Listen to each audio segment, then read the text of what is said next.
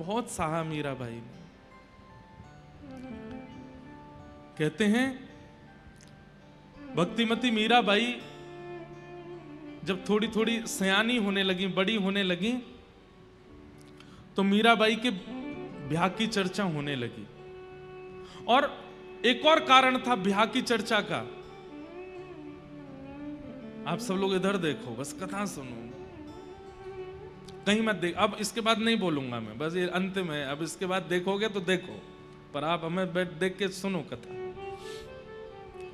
मीराबाई की आयु बढ़ रही है ब्याह के लिए, इसलिए चर्चा कम हो रही है, इसलिए चर्चा ज्यादा हो रही है क्योंकि 24 घंटा कुछ करती ही नहीं है। अब तो पद रचना करना शुरू कर दिया। अब तो पूरे दिन बैठ करके केवल गाती रहती हैं, गाती रहती हैं। सुबह से श्रृंगार करना, बढ़िया करताल लेकर के पद गाना।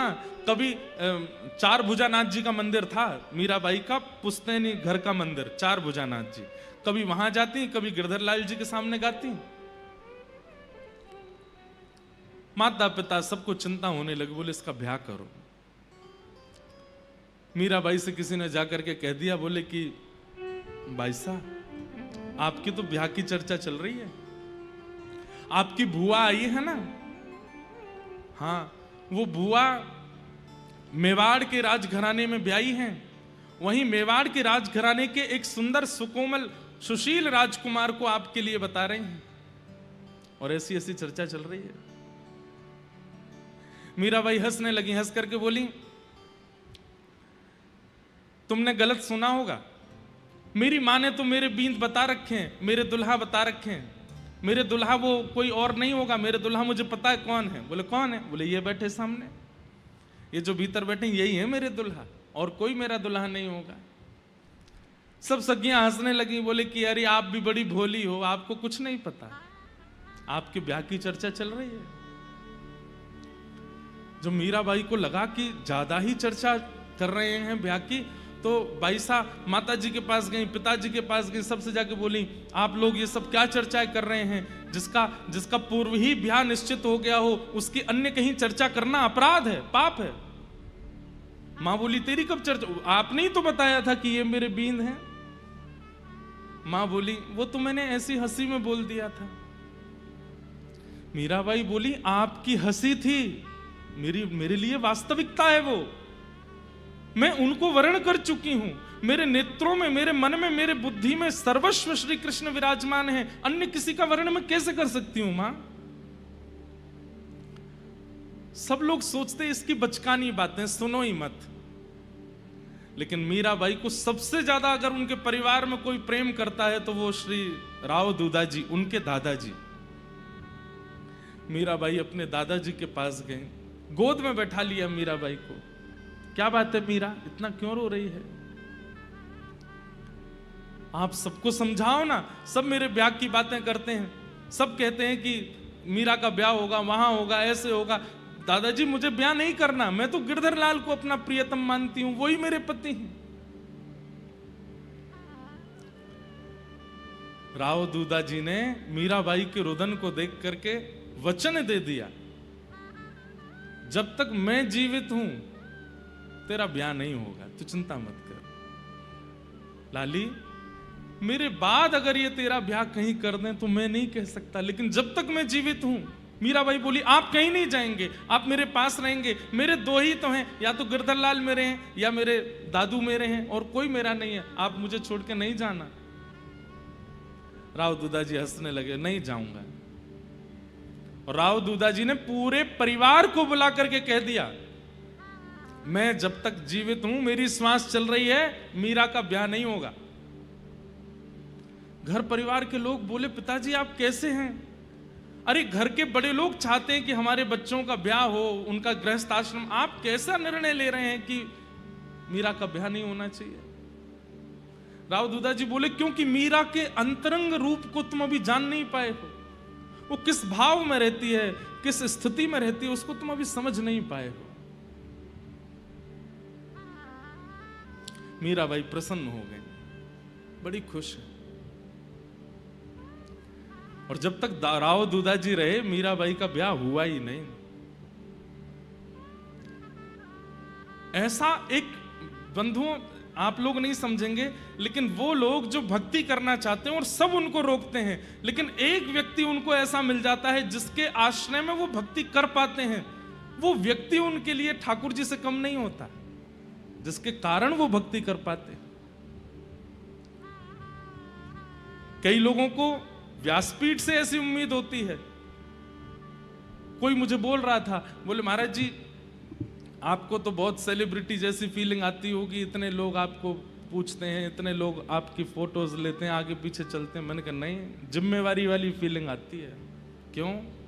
इतने लोगों ने आशा लगा रखी है हमसे कि हम उनको ठाकुर जी से मिला रहे हैं। हमारी एक भी गतिविधि, हमारी एक भी इच्छा, हमारी एक भी स्थिति उनके चित्त का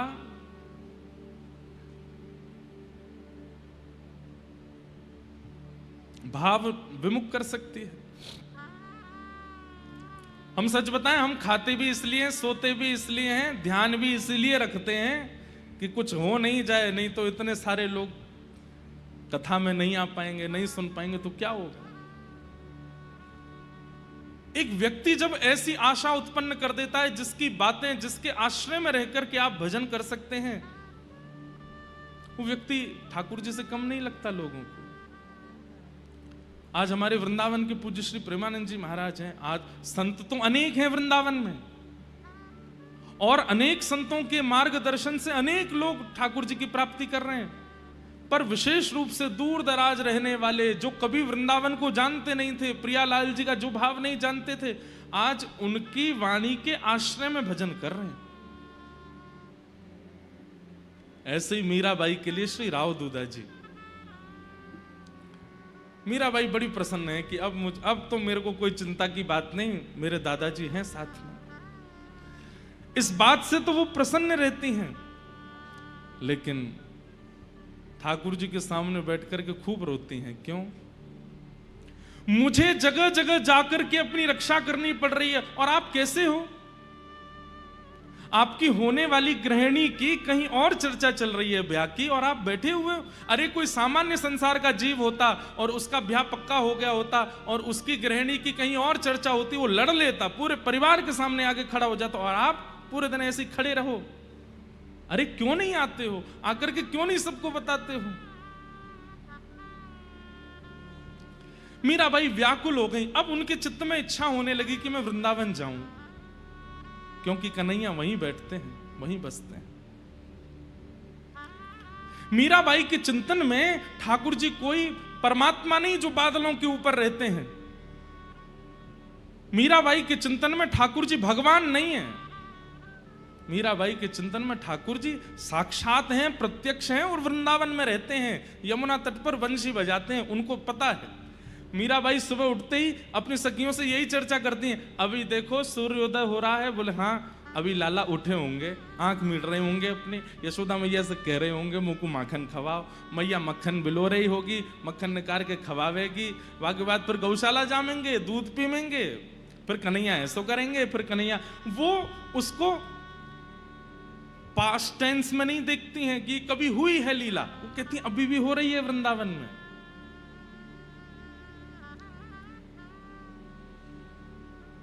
एक संत आए हैं मेड़ता में, मीराबाई चरणों में प्रणाम करते हुए कहती हैं मुझे वृंदावन जाना है, पर मेरी अवस्था इतनी बड़ी नहीं कि मैं वृंदावन जा सकूं। आप कुछ कृपा करो, मैं क्या करूं जिससे मेरा वृंदावन जाने का भाव पूर्ण हो। संत बोले वृंदावन तो ठाकुर जी श्री जी बुलाएंगे तो ही जा सकें। बोले मैं रोज तो कहती हूं पर मुझे बुला नहीं रहे हैं। तब उस संत ने एक युक्ति बताई। बोले मीरा, तुम पत्र लिखा करो, और पत्र लिख करके वृंदावन जाने वाले, तुम्हारे यहां इतने संत आते हैं, कोई ना कोई वृंदावन जाता है, उनके हाथ अपना पत्र भिजवा दिया करो, वृंदावन तुम्हारा पत्र पहुंच जाएगा। आहा, मीराबाई तुरंत पहुंच गई अपने ठाकुर जी के सामने और पत्र लिख रही हैं ठाकुर जी को। आज तक कभी पत्र नहीं लिखा है, केवल बात की है, लेकिन पहली बार पत्र लिख रही हैं मीराबाई। और जैसे ही पत्र लिखने के लिए बैठी हैं, एक के बाद एक खाली पन्नों को फाड़ती जा रही हैं। बस थोड़ी स्याही चलती है, उसके बाद फाड़ देती हैं। किसी ने पूछा, इतने पत्र क्यों फाड़ रही हो, कुछ लिखती तो होने। तो किसी ने, मीराबाई ने किसी से कहा, सामने बैठ के देख तो मेरी अवस्था। और सामने बैठ करके एक सखी देख रही है, तो मीराबाई की अवस्था क्या, वो जैसे ही पत्र लिखने के लिए कलम उठाती हैं, हाथ कांपने लगते हैं, नेत्रों से अश्रुपात होने लगता है, पूरा शरीर कंपायमान होने लगता है। यह भी प्रेम का स्वरूप है बंधुओं, कि अपने प्रियतम को चित्त में कितना प्रेम है ये बताने का प्रयास तो कर रहे हैं, पर बता नहीं पा रहे हैं। मैं कहा करता हूं कि कोई व्यक्ति अगर आपके सामने ये बोल देता है कि मैं तुमसे इसलिए प्रेम करता हूं या मेरे प्रेम का कारण ये है, तो वो प्रेम नहीं है। प्रेम का कारण कभी बता ही ना पावे, कभी बोल ही ना पावे, बस उसके मुख को देख के पता चल जाए वो प्रेम है। बहुत मेरे को इतना प्रिय लगता है ये पद कि मैं बहुत कम गाता हूं कथाओं में, लेकिन मुझे ये सबसे प्रिय पद है मीराबाई का। पत्तियां मैं कैसे लिखूं, लिखी ही न जाए, पत्तियां मैं कैसे लिखूं, लिखी पत्तियां मैं कैसे लिखूं, लिखी ही न जाए, पत्तियां मैं कैसे लिखूं, लिखी क्यों? कलम धरत मेरो कर कांपत है, कलम धरत मेरो कर कांपत है, कलम धरत मेरो कर कांपत है, कलम धरत मेरो कर कांपत। और जैसे तैसे कुछ लिख भी देती हूं तो नैन रहे हैं झराए, नैन रहे हैं झराए, पत्तियां मैं कैसे लिखूं, लिखी ही न जाए, पत्तियां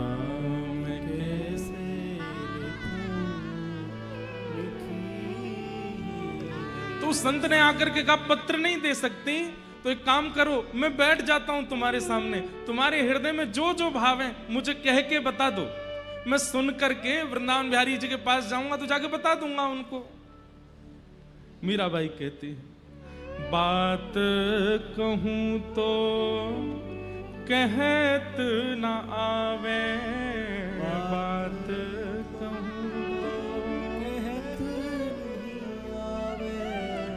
बात कहूं तो कहत नावे, बात कहूं तो कहत नावे, क्यों? जियरा रयो है डराए,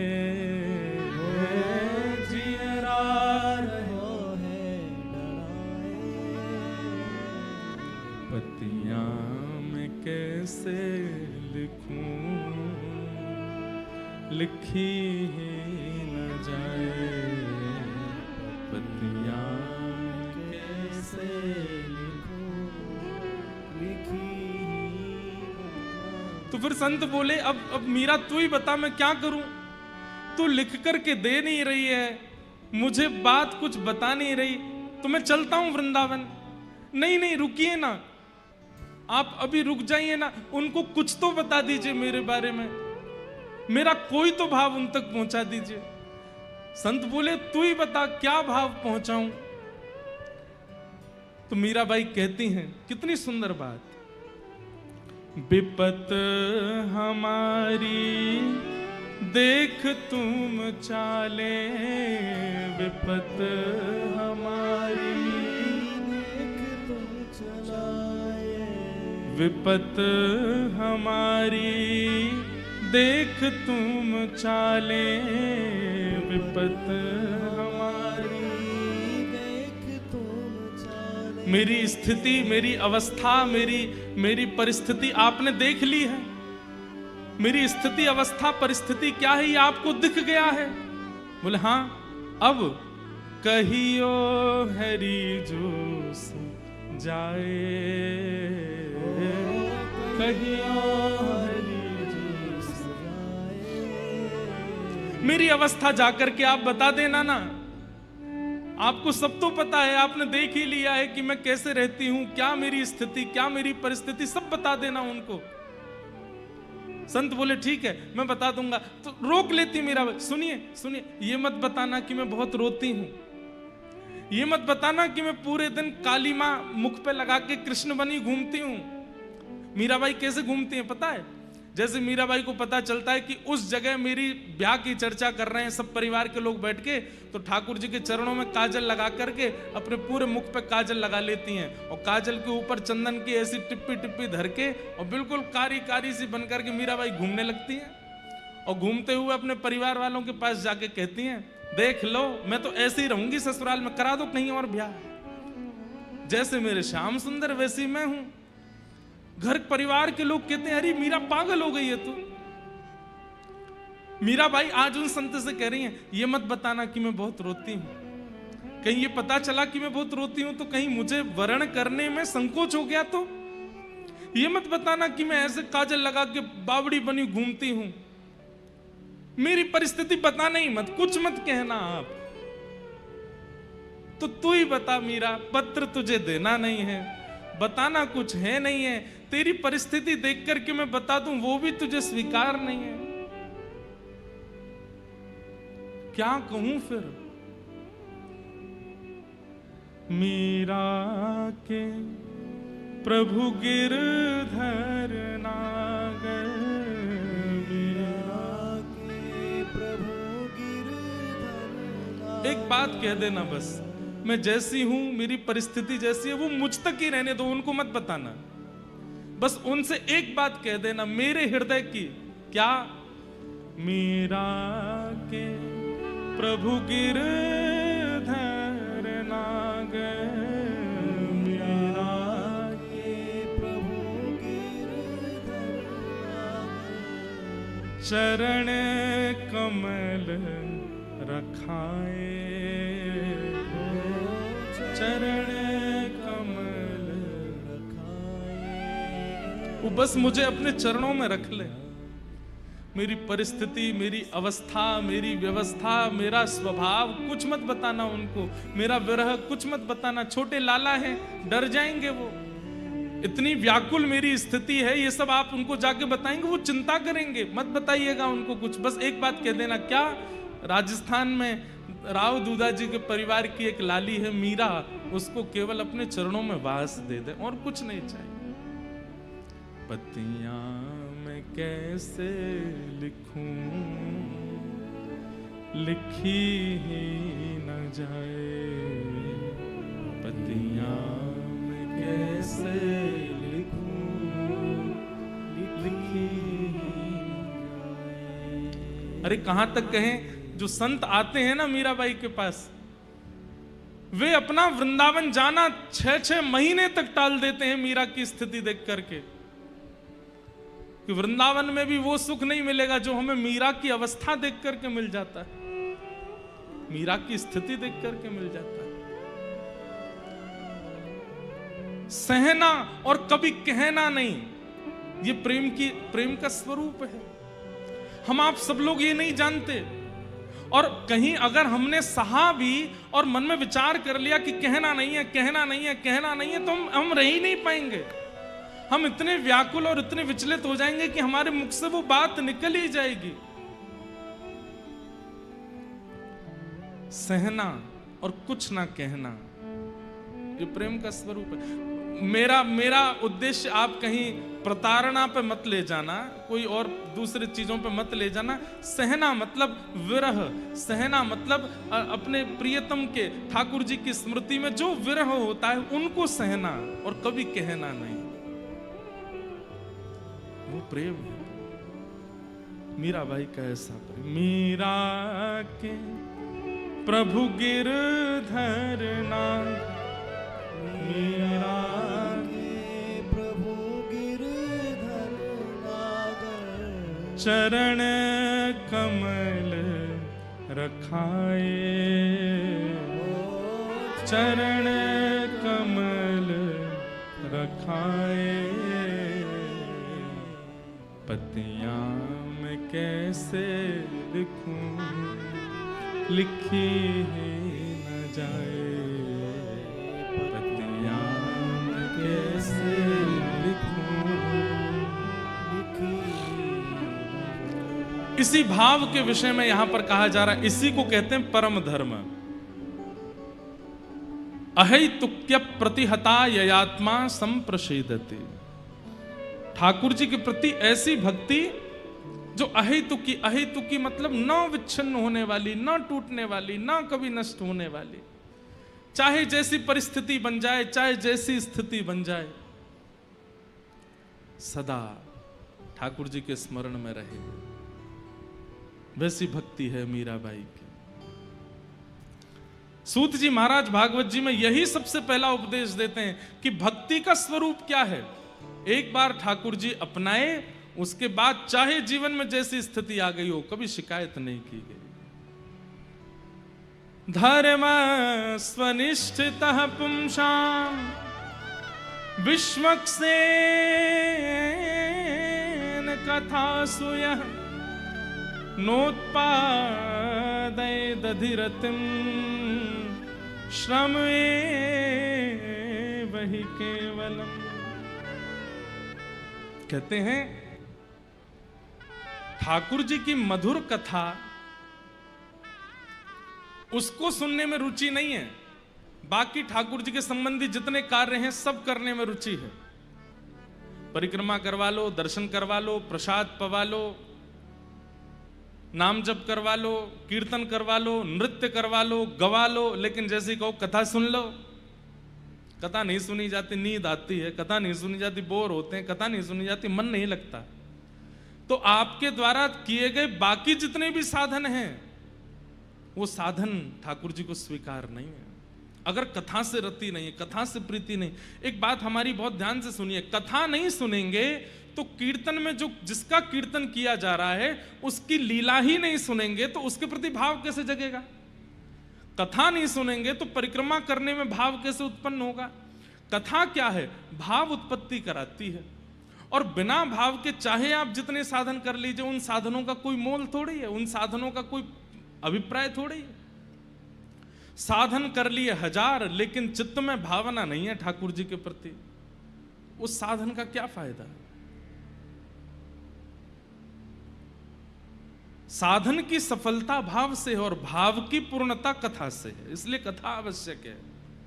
यहां तो ये तक कहते हैं कि आपके द्वारा किए गई एकादशी, आपके द्वारा की गई जितने भी साल भर के व्रत हैं, वो भी ठाकुर जी अस्वीकार कर देते हैं यदि कथा में रति नहीं होती है। तो कथा में रति, सत्संग में रति, भगवान की चर्चा में रति होना बहुत आवश्यक है। रति हो ठाकुर जी के प्रति।